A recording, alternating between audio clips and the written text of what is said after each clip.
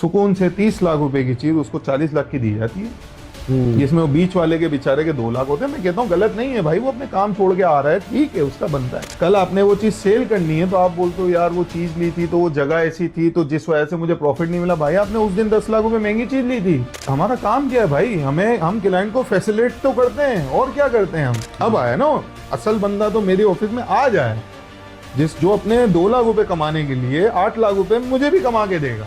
कराची से बैठ के एक आम आदमी कैसे खरीदेगा इस्लामाबाद में प्रोजेक्ट है भाई, यहाँ तो DHA तक नहीं पहुंच रहे लोग। भाई खरीदने की बात नहीं है ना, आपको कह तो रहा हूं ना। अब मिसाल है, अगर किसी क्लाइंट ने खरीदना है वो हमें बोलेगा कि हम यहाँ बैठ के उसको सारी फैसिलिटीज दे रहे हैं ना, दे रहे हैं ना सारी फैसिलिटीज। आप दे रहे हैं मतलब सारी चीजें, और क्या हमारा काम क्या है भाई, हम क्लाइंट को फैसिलिटेट तो करते हैं, और क्या करते हैं हम। कि एक क्लाइंट बोलेगा, सिर्फ क्लाइंट नहीं, ओवरसीज क्लाइंट्स जितने हैं उनका क्या है। देखो ओवरसीज क्लाइंट्स के साथ क्या होता है, अब आप स्टोरी सुनो। हमारे पास अक्सर वो लोग आते हैं जो कि कहते हैं कि भाई वो मेरे भाई के लिए प्लॉट चाहिए, ठीक है, सही, मेरे कजन के लिए चाहिए, मेरे किसी दोस्त के लिए चाहिए, ठीक है, लेकिन उसमें मेरे लिए आप क्या कर सकते हो। पहले तो आप देखो उसमें 2 हैं, एक हम हैं जो प्रोफेशनल्स हैं, ठीक है, जिनको आगे भी क्लाइंट को जवाब देना है। देखो जब वो क्लाइंट बुक कराएगा ना तो वो डायरेक्ट मेरा क्लाइंट हो जाएगा, हाँ, ठीक है, फिर वो मुझसे जवाब लेगा और मैं उसको जवाब दे हूँ। ये कजन या ये दोस्त, ये भाई जो आज आया हुआ है ना, ये बीच से हट जाएगा अपने पैसे लेके।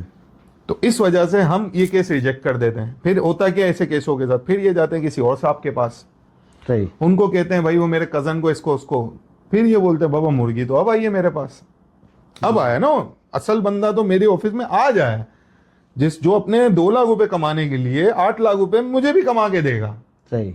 फिर ओवरसीज जो बेचारा बैठा है, जो भरोसा कर रहा है कि मैंने अपने एक रिलेटिव, बहुत अच्छा मेरा यार है, दोस्त है, आधी रात कोई मेरा फोन उठाता है, मेरे लिए 10 बार एजेंटों के पास जाता है, ये करता है वो करता है, सुकून से 30 लाख रुपए की चीज उसको 40 लाख की दी जाती है, जिसमें वो बीच वाले के बेचारे के 2 लाख होते हैं। मैं कहता हूँ गलत नहीं है भाई, वो अपने काम छोड़ के आ रहा है, ठीक है, उसका बनता है यार, लेकिन अगला तो आपसे 8 लाख रुपए का बेनिफिट ले गया ना।